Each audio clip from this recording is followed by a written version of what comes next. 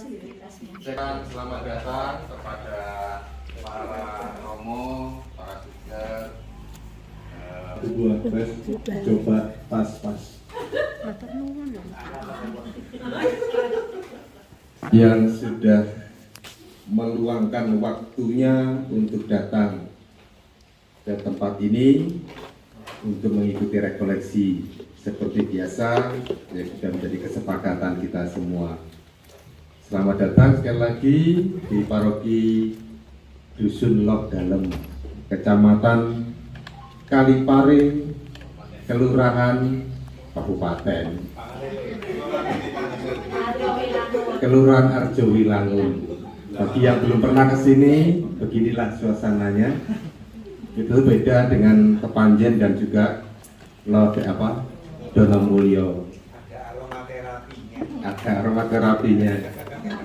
Nama saya Romo Robertus Andi Priyambada dari Udo Karmel.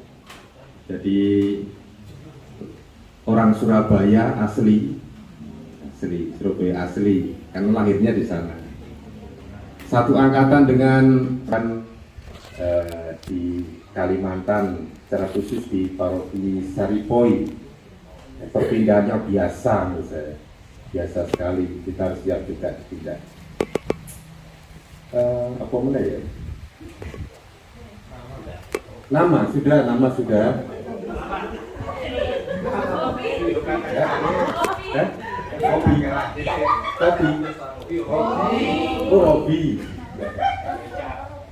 Hobi, nah becak kan momar, kamera itu lagi. Hobi saya apa ya? Hobi saya olahraga.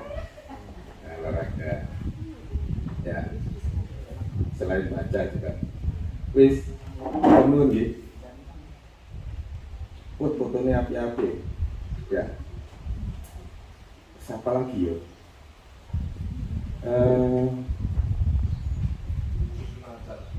Acara Serenata. Saya kira begitu aja.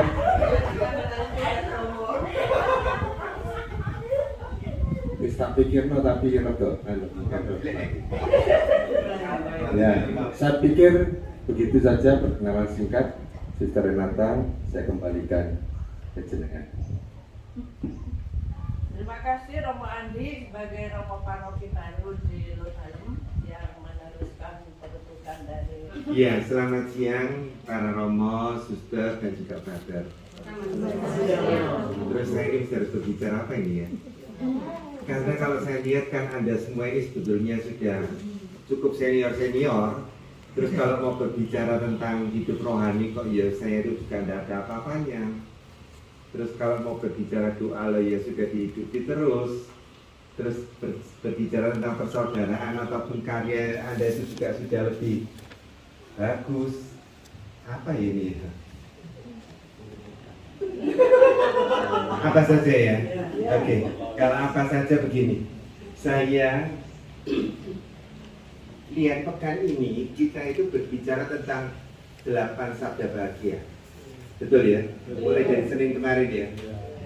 Saya akan coba dulu sebentar lihat. Sebentar, mata saya lihat. Datanglah murid-muridnya kepadanya. Maka Yesus pun mulai berbicara dan mengajar mereka, katanya, berbahagialah orang yang miskin di hadapan Allah, karena merekalah yang empunya kerajaan surga. Berbahagialah orang yang berduka cita, karena mereka akan dihibur. Berbahagialah orang yang lemah lembut, karena mereka akan memiliki bumi. Berbahagialah orang yang lapar dan haus akan kebenaran, karena mereka akan dipuaskan.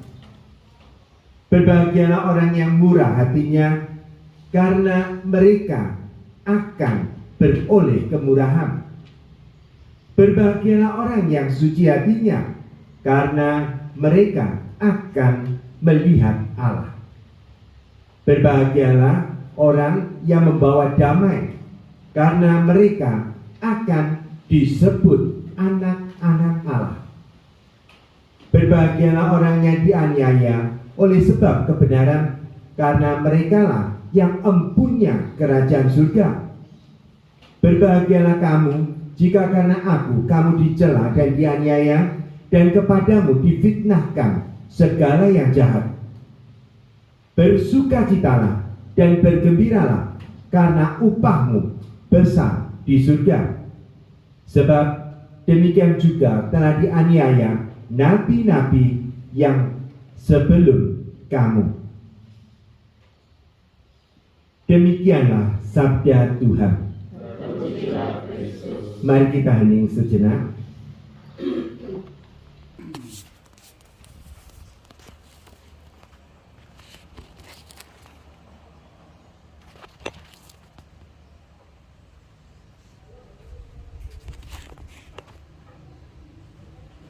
Iya, para romo, suster, brother yang terkasih, sebenarnya kalau seandainya kita coba untuk mendalami 8 sabda bahagia, sebenarnya ini sesuatu yang sangat penting menurut saya. Karena berdasarkan buku-buku yang saya baca, maaf buku loh, jadi bukan pengalaman ini ya. Buku-buku yang saya baca, ternyata 8 sabda bahagia itu sebenarnya itu adalah anak tangga untuk sampai pada puncak. Jadi kalau ternyata kalau kita benar-benar mencoba mendalami seluruh kitab suci, dan ternyata kitab suci itu nanti bercerita tentang kasih, sebenarnya berkaitan dengan 8 sabda bahagia itu bisa dikatakan itu adalah puncak dari kasih, yaitu cinta yang lepas bebas. Cinta yang lepas bebas. Jadi itu nampaknya adalah goal dari hidup rohani kita. Cinta yang lepas bebas. Iya benar. Mungkin coba sekarang kita coba lihat satu persatu supaya bisa mendapatkan gambaran yang cukup holistik, yang cukup menyeluruh tentang cinta yang lepas bebas. Ternyata cinta yang lepas bebas itu dikatakan orang harus miskin. Bahasa Cinanya itu shen bin, shen itu roh, bin jung itu artinya miskin. Jadi kemiskinan roh, kemiskinan rohani. Jadi bukan berarti kita itu miskin, tidak mempunyai barang sama sekali, itu pasti bukan. Tetapi kemiskinan roh itu adalah seperti orang Anawim yang mengandalkan hanya satu, yaitu Allah saja, tidak mengandalkan yang lain. Jadi dari sini kita jadi sangat jelas sekali bahwa kalau kita memang benar-benar mau mencintai sampai cinta yang serupa dengan Allah, itu cintanya itu adalah cinta yang memang betul-betul berpusat pada Allah, dan dari Allah itu tadi terus akhirnya cinta itu dialirkan kembali kepada setiap yang kita jumpai, setiap yang kita cintai. Jadi dari sini jelas sekali ternyata cintanya itu bukan cintaku atau cinta saya, tetapi adalah cinta dari Allah sendiri. Dan cinta dari Allah itu sendiri yang kita andalkan dan akhirnya kita bagikan kepada setiap yang kita jumpai. Nah, terus itu yang kedua tentang apa ya sudah? Ya. Berbahagialah mereka yang berduka cita karena mereka akan dihibur. Loh, maaf, pertanyaan saya gini. Loh. Apakah orang Katolik itu mesti harus susah terus? Tidak. Nanti kalau orang itu ternyata dekat dengan Allah, orang yang semakin dekat dengan Allah, orang yang semakin dekat dengan Allah, itu semeringah. Semeringah artinya betul-betul penuh dengan sukacita, karena sukacitanya itu sebenarnya Allah yang ada di dalam hatinya itu yang memancarkan sukacita dari dalam dirinya. Nah, tetapi yang berduka cita itu yang bagaimana ini yang dimaksudkan? Ternyata pada saat kita benar-benar memahami teks ini adalah orang yang ada bersatu dengan Allah orang yang sungguh mencintai secara lepas bebas, orang ini akan menjadi sangat sedih karena keberdosaannya dan keberdosaan orang lain. Jadi di sini sedih itu karena apa? Karena saya bersatu dengan Allah, maka saya sangat sedih kalau saya melukai hati Allah. Jadi dari sini jelas sekali kalau orang ini betul-betul menyadari akan keberdosaannya atau menyadari bahwa ada orang lain yang mestinya harus mencintai Allah tetapi ternyata tidak mencintai Allah, menjadi sangat sedih. Sehingga kesedihannya itulah yang menggerakkan dia untuk bertobat, mengalami transformasi. Sehingga dengan itu yang terjadi, orang ini bisa betul-betul mempunyai cinta yang betul-betul lepas bebas. Bahkan dia akan mampu mengajak orang lain untuk kembali kepada Allah. Ini ciri orang yang mempunyai cinta yang lepas bebas. Jadi sedihnya bukan karena dirinya bagaimana, tetapi karena dia sadar akan keberdosaannya dan dia akan bertobat, dan dia juga akan membawa orang lain untuk bertobat. Yang ketiga berbunyi apa ya? Berbahagialah orang yang lemah lembut karena mereka akan memiliki Allah. Memiliki bumi. Berbahagialah orang yang lemah lembut karena mereka akan memiliki bumi. Saudara-saudari terkasih, nanti kaitannya sebetulnya dengan damai juga. Nanti ternyata orang yang memang benar-benar di dalamnya, di dalam dirinya Allah itu betul-betul meraja, ternyata orang ini selembut dengan Allah. Dia tidak betul-betul menggunakan kekerasan, karena nanti ternyata kekerasan itu bukan yang digunakan oleh Allah, tetapi digunakan oleh yang bukan Allah. Tetapi Allah seringkali sungguh lemah lembut, bahkan dia bersedia menunggu orang. Toh kalau orang itu berdosa, ditunggu supaya benar-benar bisa kembali dengan kekuatan yang berasal dari dalam. Artinya kesediaan dirinya untuk bertobat. Tampaknya ini tidak gampang. Karena saya lihat ini menurut saya di luar pikiran saya. Mungkin saya sedikit akan memberikan berkaitan dengan ini begini. Sharing sedikit ya. Waktu saya ada di Cina, saya kebetulan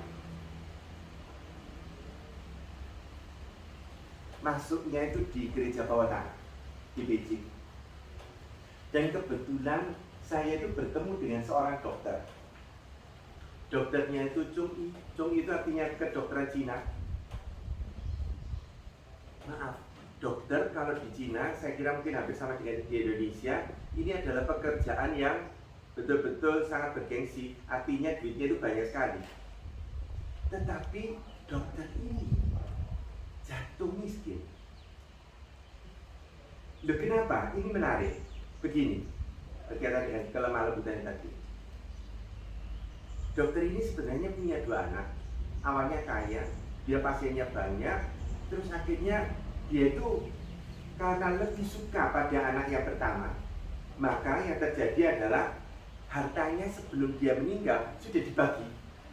Kepada anak pertama lebih banyak, anak keduanya ya dikasih tetapi lebih kurang. Maaf, anak pertamanya ini ternyata meninggal, menantunya meninggal, tinggal cucunya dari anak pertama yang tadi. Nah, ternyata cucunya ini tadi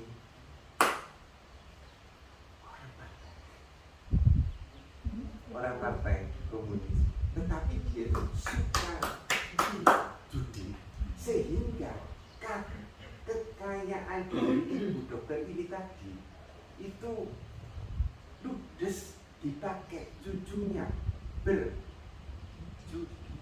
Lah, anaknya yang kedua yang dapat harta tidak terlalu banyak itu tadi, karena ya pasti dia masih suka dengan ibunya, tetapi ternyata karena menantunya ini tadi, delok loh, mertua saya ini ngasih warisan kok pilih kasih, kami kok diberi sedikit, sehingga menantu ini terhadap mertuanya tidak terlalu suka, sehingga yang terjadi pada saat mertuanya Bu Dokter ini tadi uangnya habis karena dipakai cucunya berjudi, anak keduanya itu sebetulnya juga cukup mampu menantu, tetapi menantunya mengatakan jangan bagikan kepada mertua, jadi ibu, karena nanti berbagai macam alasan dibuat supaya mertuanya ini tidak diberi uang.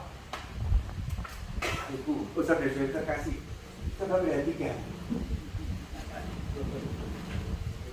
Ini Bu Dokter ini tadi itu kalau menurut saya dia itu menjalankan ini tuh kelemahan lembutan Allah ini luar biasa. Dia itu mengatakan gini, akhirnya ibu dokter ini tadi masuk di panti jompo. Sorry, yang membiayai bukan anaknya, bukan cucunya, yang membiayai sesama umat Katolik. Tetapi kalau ada sesama umat Katolik berarti datang terus akhirnya ngasih bu dokter ini uang. Nah kalau saya berkunjung, duitnya itu dikasih ke saya. Nah iya itu makanya iso bayar apa kerja di kontrakan. Lah dokter Romo ini uang, dan kalau ngasih uang itu, kalau uang itu bisa sampai 2-4 juta. Jadi dia dikasih uang orang itu dengan bu dokter tadi dikasih ke saya. Terus dia cuma satu orang mengatakan apa? Romo, tolong diintensikan misa semaksimal mungkin dari uang yang ada. Terus saya tanya, intensi misanya apa? Yang mengatakan ini ya saya lihat, saya tanya dulu. Cucu saya itu orang baik. Batinku memikir untuk penyetan lagi pusing. Nah, harta kekayaannya itu lebih dihabiskan untuk main judi, kok dia itu mengatakan cucunya itu baik. Dan dia mengatakan Tuhan saat sekarang sedang mencurahkan rahmat kepada dia dan kepada saya.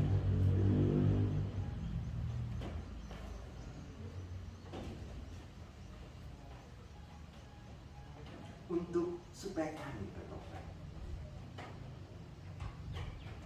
Coba lihat.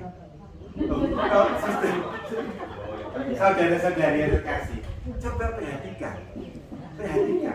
Dia ini, kalau menurut saya, menurut logika akal sehat, loh ya mesti dia digempur dan dia mengeluarkan gak kena, wah kena super, gak kena edian gitu mestinya ya. Tetapi dia itu bisa mengatakan cucu saya ini orang baik.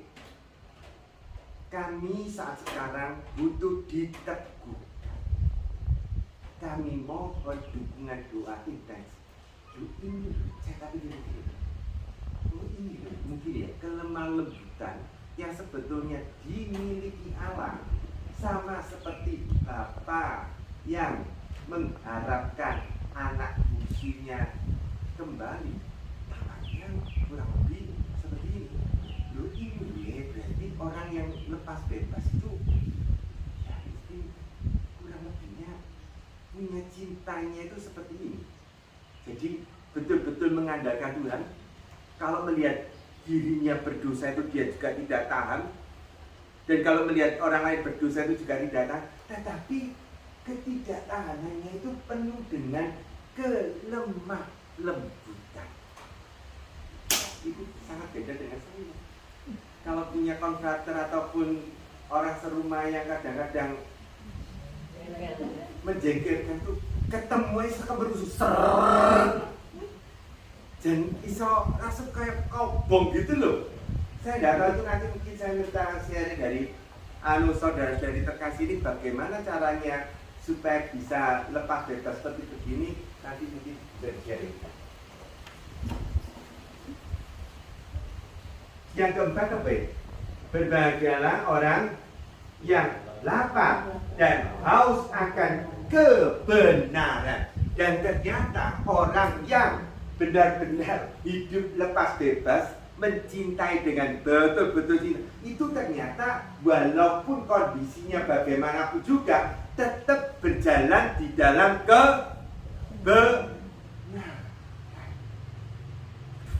Ini rasanya tidak mudah saya kira, tidak mudah.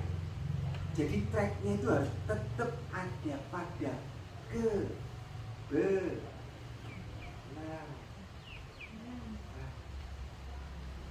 Wih, dan boh, tenaga apa itu ya? Nah berikutnya, berbahagialah orang yang murah hatinya karena mereka akan beroleh kemurahan. Jadi lihat, perhatikan ya, mengandalkan Tuhan. Kalau seandainya lihat orang diri berdosa atau orang yang berdosa akan berusaha untuk bertobat, terus akhirnya dari situ tadi apa yang tadi yang ketiga ya? Yang keempat kebenaran, lemah lembut, terus akhirnya tetap dalam kebenaran dan akhirnya tetap bisa berbuat baik, murah hati terus loh. Memberikannya tetap diberikan dengan murah hati. Ya kalau ini nggak usah ditafsirkan macam-macam lagi. Petiti pucuan yang ini itu loh, bisa kelihatan betapa orang yang lepas bebas itu luar biasa sekali loh.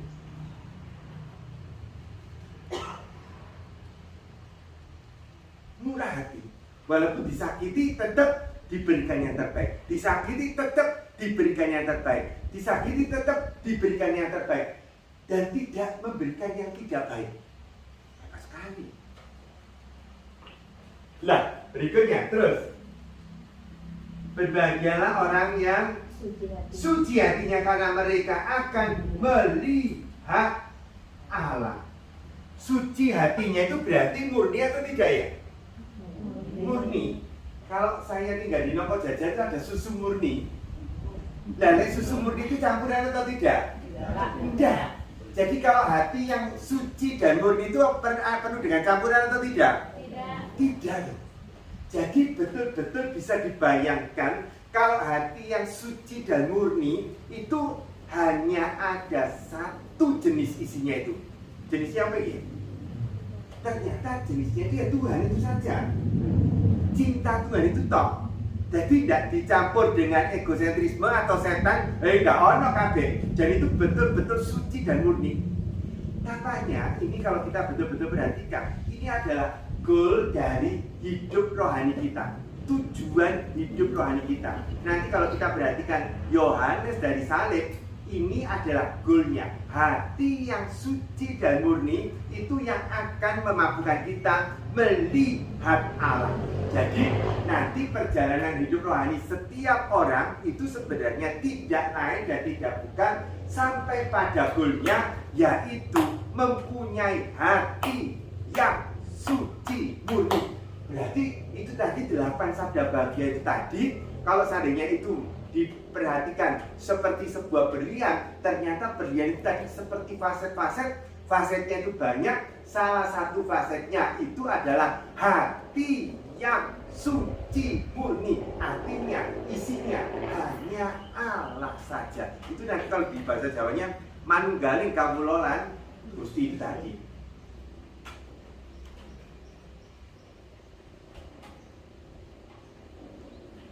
Berikutnya,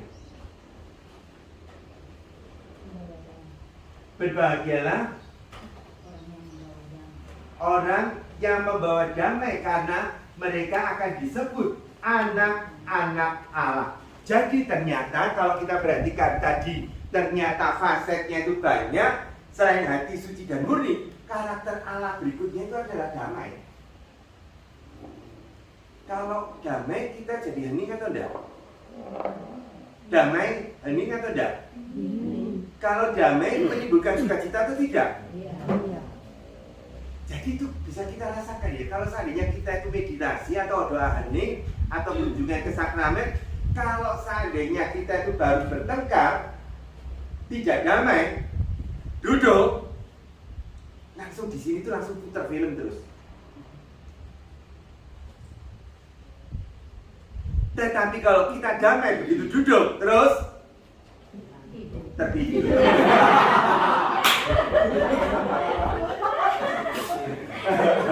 Berarti masalah itu karena terus saya, berarti supaya gak keturun sembahyang ya. Jadi pada saat kita damai, pada saat kita nanti duduk doa hening, kita akan mengalami keheningan. Terus akhirnya apa? Sukacita. Terus akhirnya kita lebih mengandalkan Allah, jadi Allah itu bisa jadi fokus. Dan kalau kita penuh dengan keberdosaan bisa bertobat, mau membangun diri untuk bertobat segala macam, itu nanti kan jadi satu kesatuan. Jadi sebetulnya 8 sabda bahagia ini tadi sebenarnya kalau dilihat itu sebetulnya adalah satu karakter Allah sendiri dilanjutkan. Sampai di mana ini?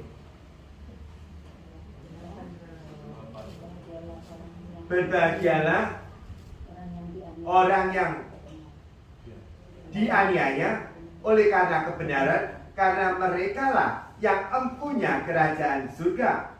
Berbahagialah kamu jika karena aku kamu dicela, dianiaya dan kepadamu difitnahkan segala yang jahat. Bersukacitalah dan bergembiralah, karena upahmu besar di surga, sebab demikianlah juga telah dianiaya nabi-nabi yang sebelum kamu. Jadi ternyata penganiayaan ini penting ya. Tampaknya tantangan penderitaan ini jadi bagian hidup rohani yang penting. Jadi para suster atau para romo atau para frater, kalau di komunitas ada orang yang menjengkelkan, harus bersyukur atau enggak ini? Harus bersyukur. Tampaknya di sana.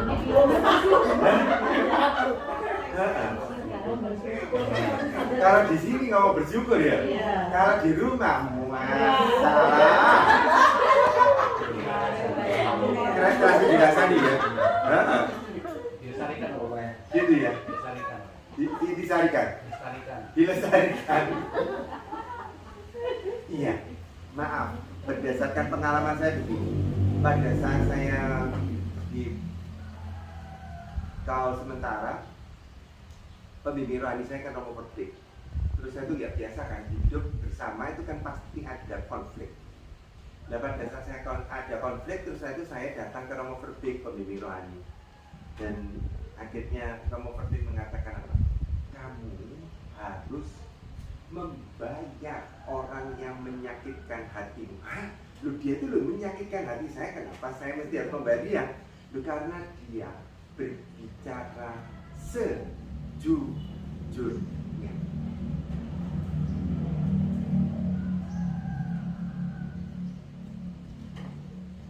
Kalau dia tidak berbicara sejujurnya, mungkin tidak sampai sesuatu itu diungkapkan dengan jelas.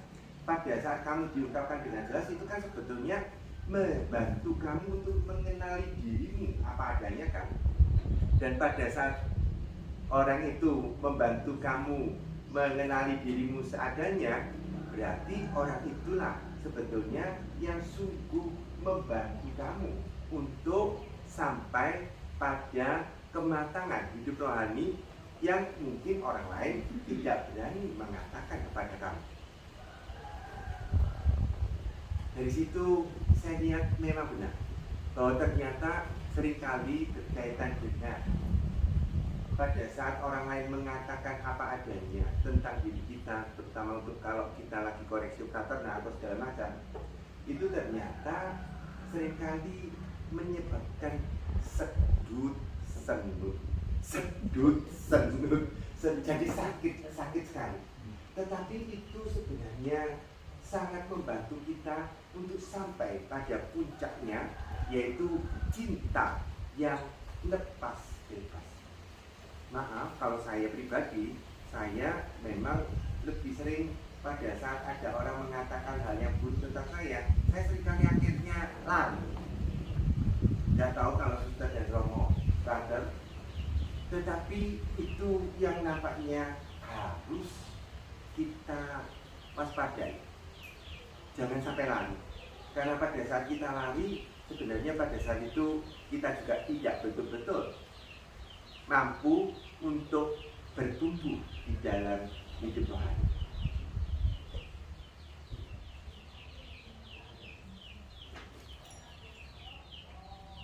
Saya kira mungkin sekian dulu, terus akhirnya kita bisa sambung dengan pertanyaan ataupun sharing dari teks ini, sehingga dengan itu kita jadi bisa diperkaya dan teks ini bisa dibawa pada tantangan konkret kehidupan kita sehari-hari. Monggo, mari Suster Romo, ada yang mau bertanya ataupun mungkin men-sharingkan sesuatu berkaitan dengan ini, supaya akhirnya teks ini bisa mendarat sampai pada kehidupan kita sehari-hari, sehingga dengan itu nanti bisa akan menumbuhkan iman, harap, dan kasih, sehingga nanti pada saat kita bekerja untuk perluasan kerajaan Allah ini, betul-betul teks ini juga bisa bermanfaat untuk kita. Mari, siapa yang akan men-sharingkan ataupun bertanya atau mendalami teks yang ada ini tadi?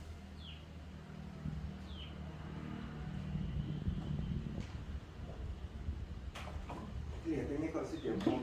Enggak, saya lirik Suster Yasinta kayaknya tangannya gini.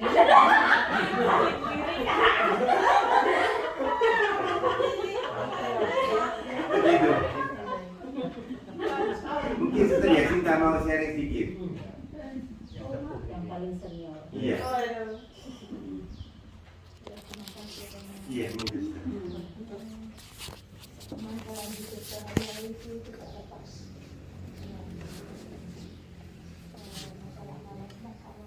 Betul.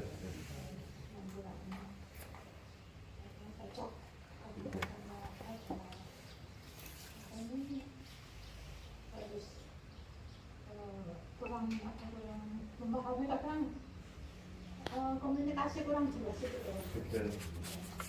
Komunikasi kurang jelas sehingga yang mengakibatkan berusaha itu kurang enak gitu ya. Iya. Untuk saya memang di persaudaraan kita itu lebih baik lagi, jadi tidak sampai terus diam terus mendiamkan gitu ya. Tapi saya selama pengalaman hidup di ini memang saya selalu berusaha untuk memulihkan kembali persaudaraan dalam. Apa tipsnya itu Suster supaya bisa tetap pulih kembali? Itu loh, pentingnya kan tipsnya itu. Oh, ini tipsnya biasanya ada mau itu kan memang saya sering Ah, itu bagus ya, berarti doa dulu ya. dulu untuk mohon saya ini diberi kesabaran Romo. Oh, Jum. Ya. Tak tiru Suster. Jadi saya memang doa saya itu sering minta saya ini diberi kesabaran untuk bisa apa ya? Iya. Untuk saya itu berusaha untuk hidup damai dengan sesama suku. Ah, itu betul ya. Jadi berdoa, mengampuni sehingga damai. Ya, Terus apa mana Suster? ya menjadi tenang, tentram. Ah, Tidak ada pikiran yang itu loh. macam-macam. Ya. Apa materi yang diberikan Romo tadi saya begitu menarik sih bagi saya. Apalagi saya masih suster junior, masih masuk tahun kedua, mengorbankan segalanya sehingga cinta itu bisa lepas bebas. Jadi terkadang tuh Romo, realita yang saya alami itu ketika kita belajar di novisiat itu kok api-api gitu. Pokoknya kita harus mengikuti Yesus yang begini gitu. Tapi ketika terjun dalam komunitas itu terkadang terbalik gitu Romo, yang saya alami itu kadang ya sakit Romo, sakit ya perasaan sakit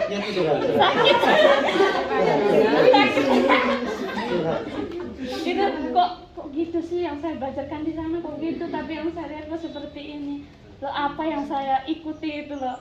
Apalagi kan saya masih suster junior, masih baru, dan saya juga membutuhkan orang yang butuh teladan, ngajari saya, oh begini deh gitu kan Romo. Tapi mungkin dalam komunitas saya harus berjuang, dan juga saya menanggapi tadi, memberi dengan murah hati, walaupun disakiti, tetap memberi yang terbaik. Nah itu mungkin bagi saya masih sulit, karena mungkin ego saya mungkin masih tinggi.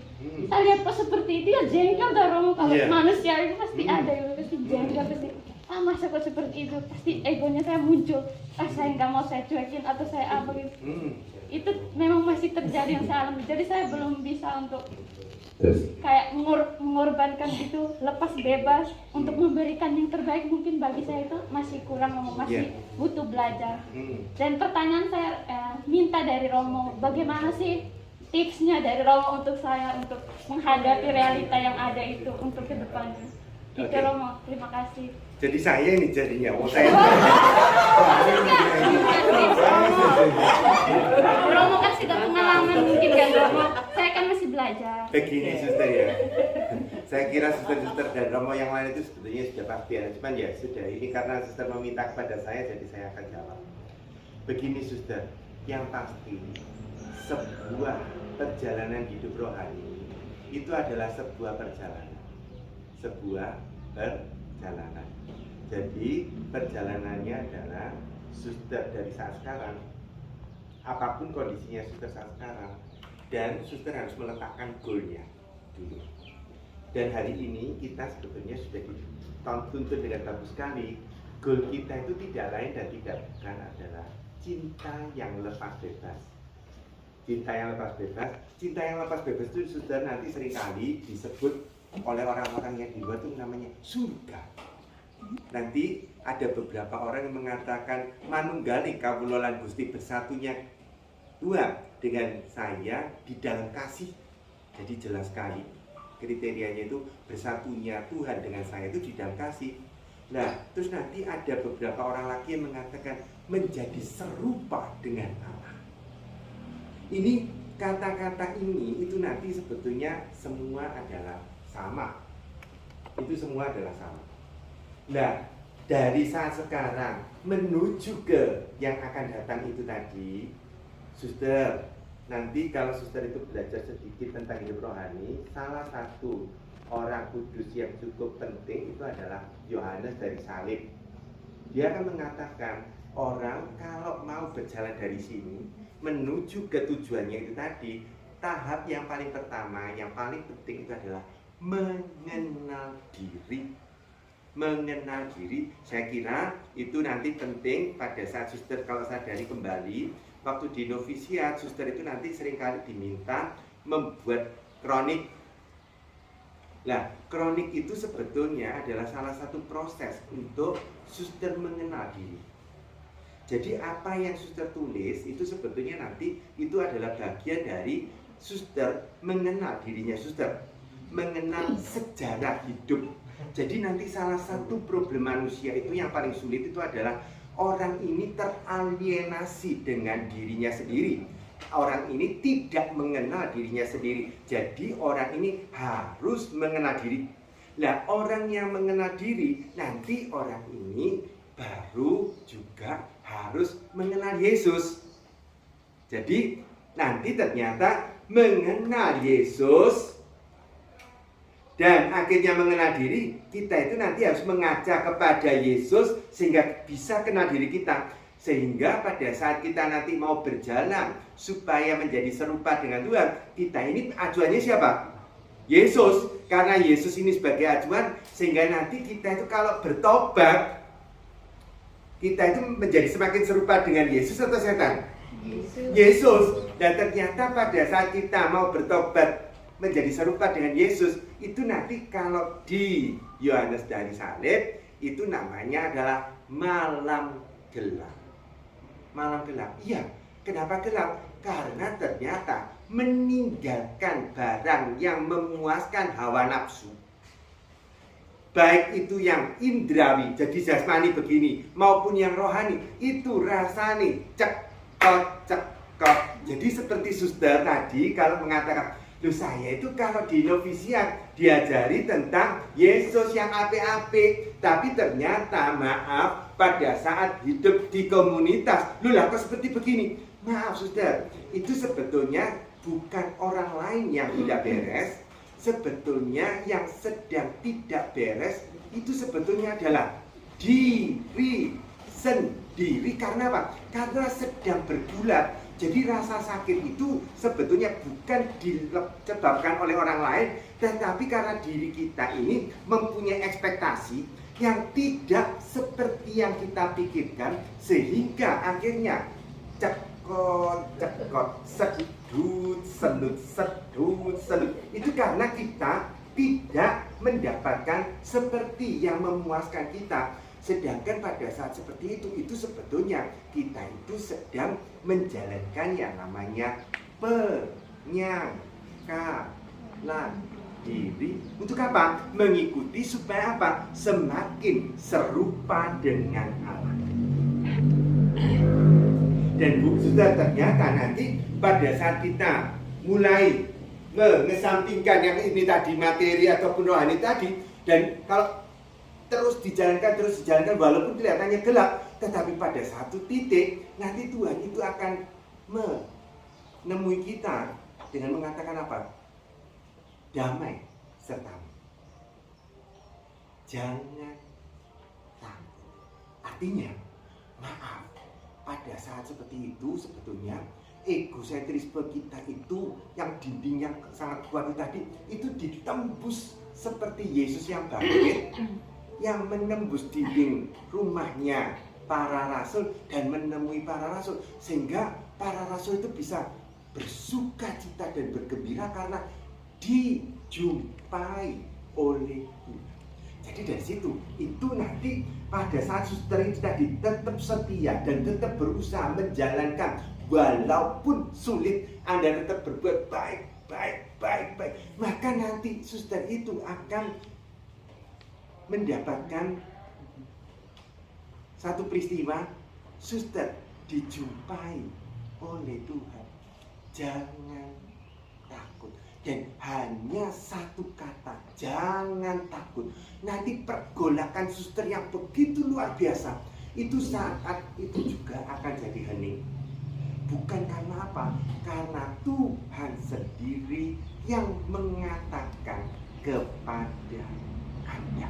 Dan itu sangat-sangat menenangkan, mendamai. Dan dari situ baru berikutnya, suster, ternyata di dalam hatinya suster nanti seperti senior-senior Anda yang sudah mengalami itu, di dalam hati suster tadi mulai ada bara.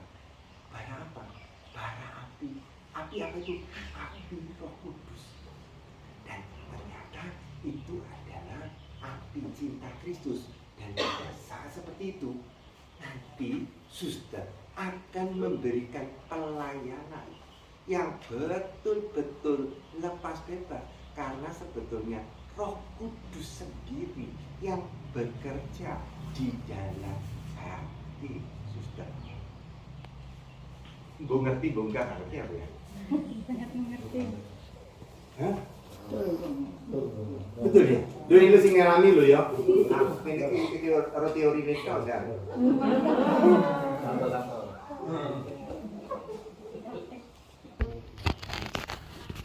Paus Fransiskus itu, ya kan kita dipanggil untuk menjadi kudus, Betul. menjadi suci. Betul.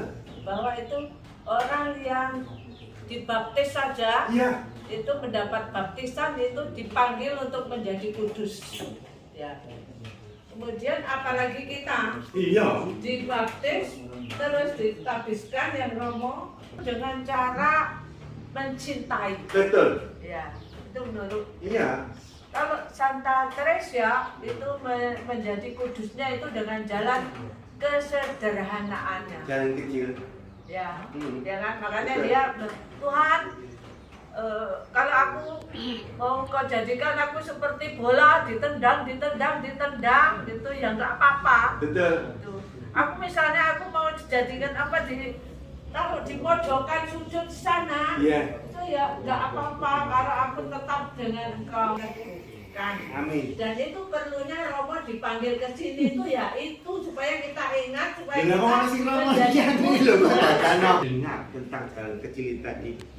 Cuman nanti kalau lain kali para suster ataupun Romo, kalau seandainya mempunyai waktu, coba di search di website dari komunitasnya Santa Teresa Kanak-kanak Yesus yang di Lisieux, Prancis.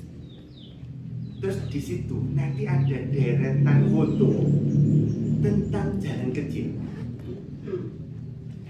Itu baru saya itu baru ngeh apa yang dulunya diceritakan dengan Romo Parera.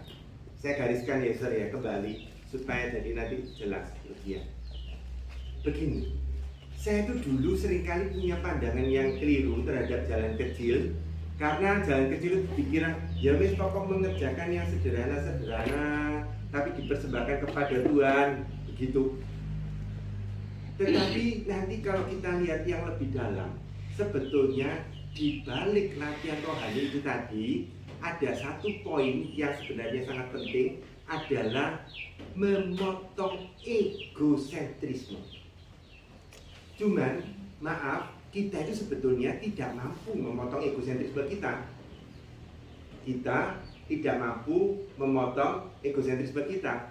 Tetapi nanti ternyata sebenarnya kita itu harus menyiapkan diri untuk supaya kita itu menyangka diri tidak menuruti hawa nafsu kita. Dan pada satu titik di mana pada saat Allah melihat pribadi kita ini cocok sebagai mempelainya, maka nanti Tuhan sendiri yang akan membereskan egosentrisme kita. Ini yang harus dipegang. Jadi caranya gimana? Caranya gimana? Lah itu yang saya lihat Teresa Kanak-kanak Yesus tuh ini sangat smart sekali, sangat pinternya luar biasa, sangat pinter. Dia itu begini, di foto itu tadi ceritanya begini, ada gambar-gambar di mana Santa Teresa Kanak-kanak Yesus ini tadi melakukan berbagai macam latihan-latihan rohani. Tapi ternyata latihan-latihan rohani ini nanti dia temukan ternyata hasilnya tidak betul-betul signifikan. Nah, terus akhirnya dia ini berdoa. Dia berdoa.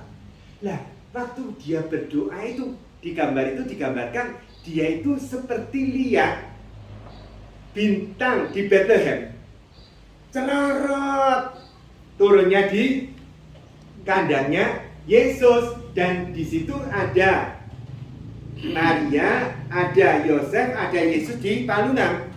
Sehingga dia pakai imajinasi iman itu tadi, dia pergi ke Bethlehem. Hati-hati loh ya. Ini imajinasi iman loh ini ya. Karena Teresa itu hidup di abad keberapa? 19, sedangkan Yesus di abad 1. Jadi bedanya sekitar 18 abad. Tetapi dia itu melihat seperti itu, terus akhirnya dia itu datang ke Bethlehem. Dan dia datang ke depannya palungan itu tadi, terus akhirnya dia menggendong karena Yesus. Makanya dia akhirnya namanya Santa Teresa dari Kanak-kanak Yesus. Jelas ya? Nah, yang awalnya itu digambarkan dia pakai jubah karmel begini, terus akhirnya setelah dia menggendong Kanak-kanak Yesus ini tadi, dia itu gambar-gambar berikutnya berubah menjadi anak kecil. Artinya apa sih? Dia itu mengidentifikasi dirinya itu sebagai kanak-kanak. Jelas ya? Lah, kanak-kanak itu kan pribadi yang polos. Lah, pribadi yang polos itu kan pribadi yang rendah hati, yang tadi dikatakan suster itu tadi. Sehingga yang terjadi akhirnya dia itu seperti dapat satu sinar dari atas turun begitu, Kalau saya lihat itu sebetulnya adalah Roh Kudus, karena nanti Maria Magdalena de Pazzi itu mengatakan Roh Kudus itu akan berjalan mendahului Sang Sabda. Itu Maria Magdalena de Pazzi sangat jelas sekali, karena pada saat Maria itu mengatakan, aku ini hamba Tuhan, terjadilah padaku menurut perkataanmu, maka pada saat itu Roh Kudus itu menaungi Maria, sehingga berikutnya Yesus hadir di dalam kandungannya Maria, sehingga yang terjadi Maria Magdalena de Pazzi mengatakan Roh Kudus mendahului Sang Sabda, sehingga akhirnya nanti kalau kita perhatikan di Santa Teresa kanak-kanak Yesus ada Roh Kudus turun, sehingga terus akhirnya berikutnya di gambar-gambar itu gambarnya gini, Santa Teresa kanak-kanak Yesus jadi anak kecil. Kalau lihat Yesus baca kitab suci dan ngajar, Teresa kanak-kanak Yesus di sana. Nanti ternyata kalau Yesus itu menggembalakan bersama domba-domba, di situ ada Santa Teresa kanak-kanak Yesus yang kecil itu tadi. Ternyata kalau lihat ada ular mau mengejar Santa Teresa kanak-kanak Yesus, Santa Teresa kanak-kanak Yesusnya itu lari kepada Yesus ngamplok gini. Jadi mau dikatakan apa nih? Setiap apa yang dilakukan oleh Yesus juga dilakukan oleh Santa Teresa kanak-kanak Yesus. Sehingga seperti yang tadi dikatakan suster, mau aku seperti bola kecil, mau diletakkan di ujung atau dipermainkan atau hanya sekedar diletakkan, itu tidak. Jadi apapun yang dia tidak menentukan saya harus mengerjakan apa-apa. Yesus mengerjakan apa dan memerintahkan apa, dan saya mengikuti dia mengerjakan itu tadi. Sehingga yang terjadi adalah berikutnya, karena Yesus juga memberikan Maria sebagai ibu daripada Yohanes dan kita murid-muridnya, sehingga Teresa kanak-kanak Yesus yang kecil itu pun digandeng sama siapa? Maria Yesus. Jelas ya? Jadi apapun yang dikerjakan itu dikerjakan Yesus, dikerjakan oleh dia. Sehingga coba perhatikan, itu berarti mengendalikan dia itu harus motong egosentrismenya. Karepe dhewe itu tadi kewethoke terus. Jadi karepe dhewe diganti dengan karepe Gusti Yesus. Jelas? Nah, Bapak Ibu, saudara-saudara terkasih, ternyata yang terjadi adalah nanti Teresa ini pada satu titik, nanti coba diperhatikan, Anda nge-search di Google lagi, perhatikan, dia itu memegang wajahnya Yesus. Jadi Santa Teresa kanak-kanak Yesus itu nanti megang wajahnya Yesus.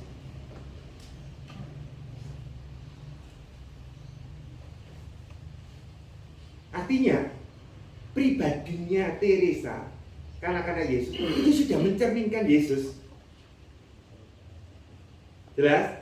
Dan yang terjadi pada saat nanti dia menghadapi penghakiman di surga, Bapak itu nyekel timbangan begini.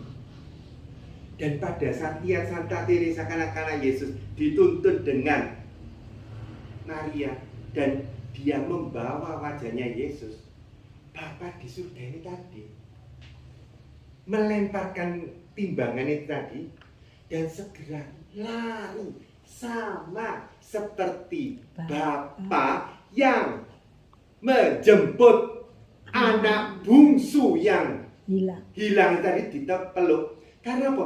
Delok anak yang balik. Anak itu siapa? Ya Santa Teresa kanak-kanak Yesus, tetapi dia membawa wajahnya Yesus. Sehingga coba perhatikan, seorang bapak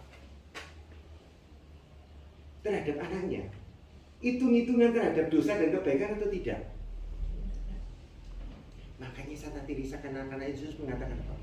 Saya tidak takut akan dosa saya, karena saya tahu Allah adalah Allah yang berbelas kasih.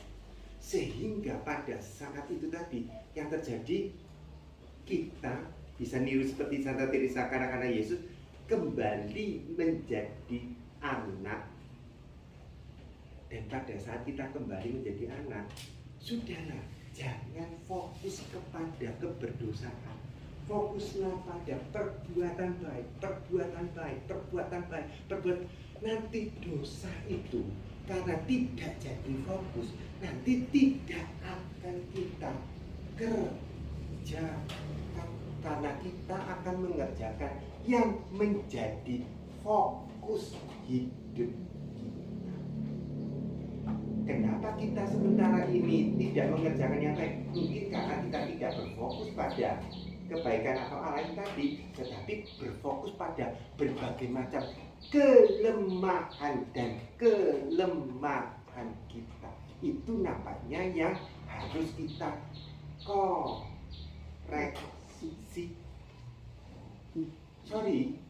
Kita perlu mengenali diri bahwa aduh, saya mohon dimaafkan betul karena saya ini pandai berbicara, tetapi mungkin ya saya tidak melakukan banyak hal.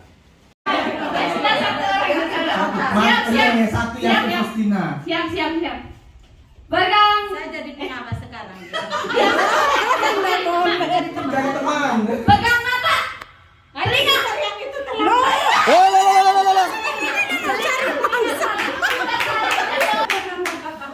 Pegang telinga, hidung, mata.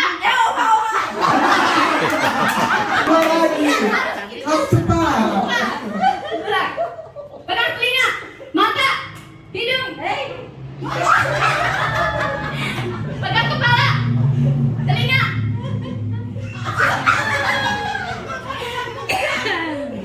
Pegang hidung, telinga, pipi. Kok maju? Oke, satu lagi ya. Iya. Oke, saya siap.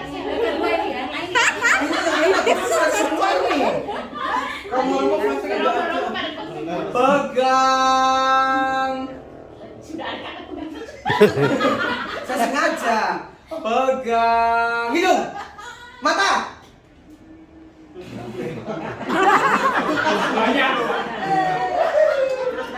Ulang lagi, cepat lagi speednya. Pegang kepala, mata, telinga, hidung, pegang mulut, pipi.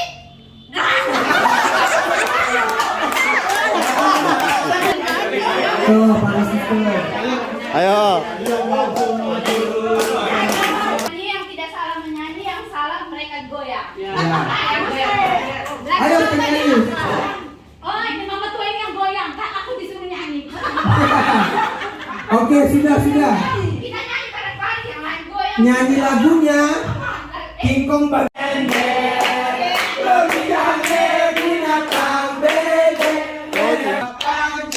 kakinya pendek. Haleluya. Tuhan Maha Kuasa. Haleluya. Tuhan Maha Kuasa.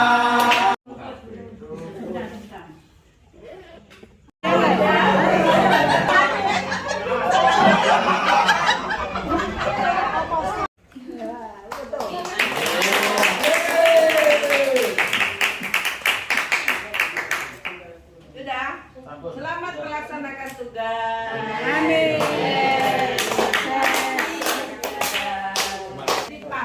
Di HK semua ya.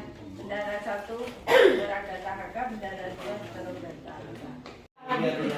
Minister, Ispan. 1, 2, 3. Syukur karena Engkau menyertai kami dalam pertemuan kami, dan rasa syukur itu kami ungkapkan lewat makan bersama. Maka berkatilah makanan ini dan mereka menyiapkannya. Semoga lewat makanan ini kami semakin dikuatkan di dalam paguyuban PKR, dalam pastoral untuk membarakan umat. Demi Kristus Tuhan dan pengantara kami. Amin. Bapa, Putra dan Kudus. Amin. Buat apa guys? Punya belakang. Yang masak romandi. Masa kelompok Andi dan Susteria Sirono.